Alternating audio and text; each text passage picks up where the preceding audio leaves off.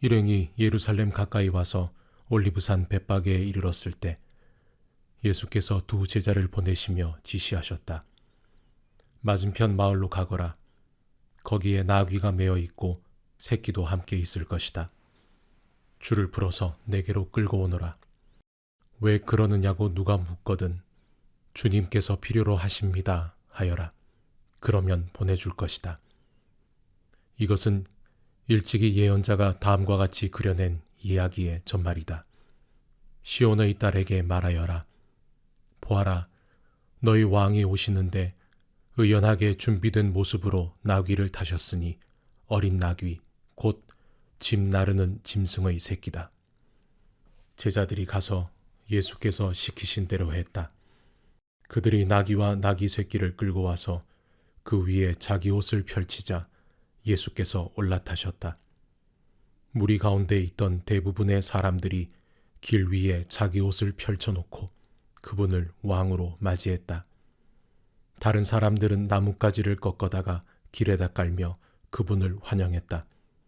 무리가 앞서가고 뒤따르면서 일제히 소리쳤다. 하늘 가장 높은 곳에서 호산나. 예수께서 예루살렘에 들어가시자 도시 전체가 동요했다. 사람들이 들떠서 물었다. 무슨 일이요? 이 사람이 누굽니까? 행렬의 무리가 대답했다. 갈릴리 나사렛에서 나신 예언자 예수님입니다.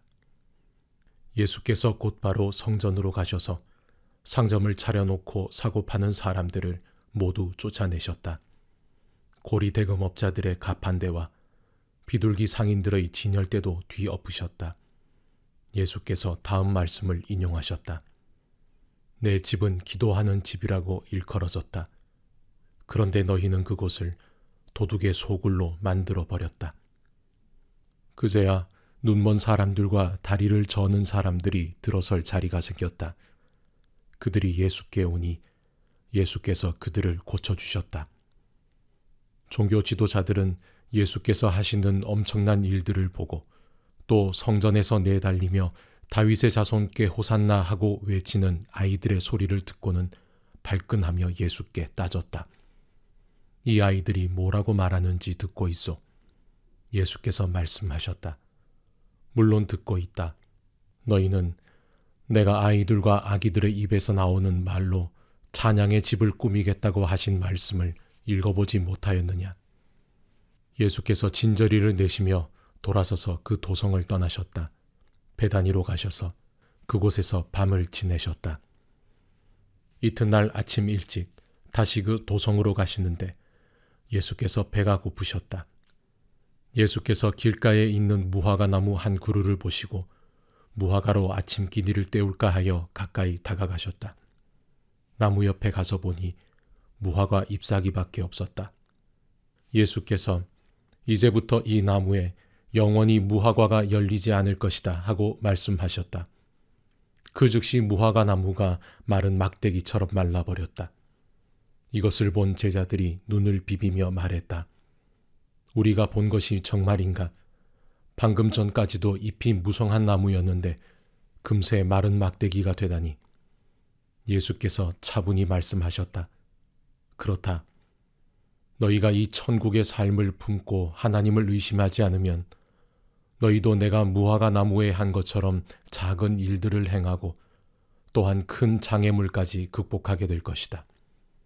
예컨대 너희가 이 산더러 가서 호수에 뛰어들어라 하고 말하면 산이 뛰어들 것이다. 너희가 믿음으로 기도하고 하나님을 붙들기만 하면 작은 일에서 큰 일까지 모든 일이 다 그렇게 될 것이다. 이후에 예수께서 다시 성전에서 가르치고 계셨다. 대제사장과 백성의 지도자들이 다가와서 따졌다. 당신의 신임장을 보여주시오.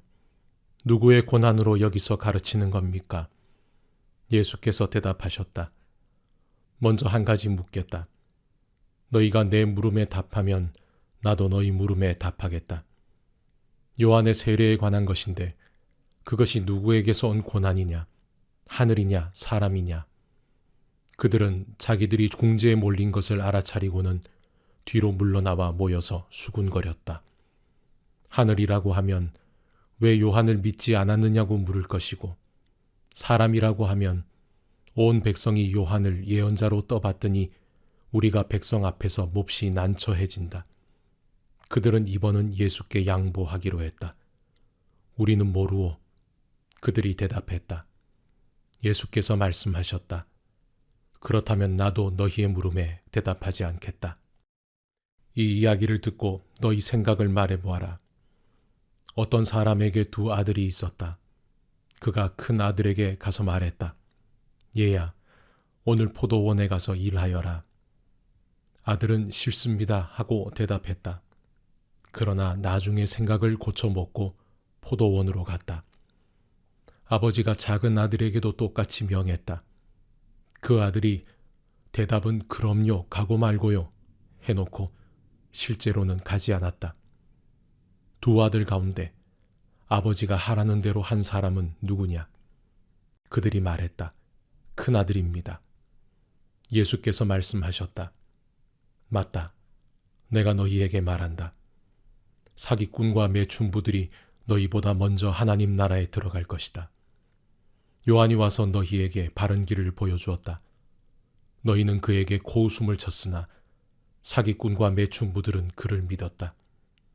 그들의 달라진 삶을 보았으면서도 너희는 도무지 그를 믿고 달라질 생각이 없었다. 여기 다른 이야기가 있다. 잘 들어라. 어떤 부자 농부가 포도원을 세웠다.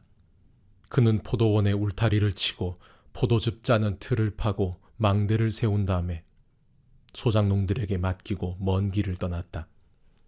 포도를 수확할 때가 되자 그는 수익을 거두려고 자기 종들을 보냈다. 소작농들은 종 하나를 잡아서 마구 때렸고 다른 종은 죽였고 또 다른 종을 돌로 쳤으나 그는 겨우 도망쳤다. 주인은 다시 종들을 더 많이 보냈다. 그들도 똑같은 대우를 받았다.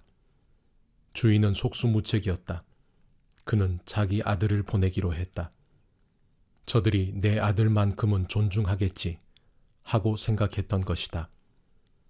그러나 아들이 오는 것을 본 소작농들은 욕심이 가득하여 두 손을 비볐다. 이자는 상속자다. 그를 죽이고 우리가 그 재산을 다 차지하자. 그들은 그 아들을 잡아서 밖으로 내쫓고는 죽여버렸다. 자, 포도원 주인이 먼 길에서 돌아오면 이 소작농들에게 어떻게 할 것 같으냐? 그 못된 일당을 죽일 것입니다. 죽어 마땅한 자들입니다. 그들이 대답했다. 그리고 포도원은 제때의 수익을 바칠 만한 소작농들에게 맡길 것입니다. 예수께서 말씀하셨다. 맞다. 너희가 성경을 직접 읽어보면 알 것이다. 석공들이 내버린 돌이 이제 모퉁이 돌이 되었다. 이것은 하나님께서 행하신 일, 눈을 씻고 보아도 신기할 따름이다. 너희에게도 똑같다.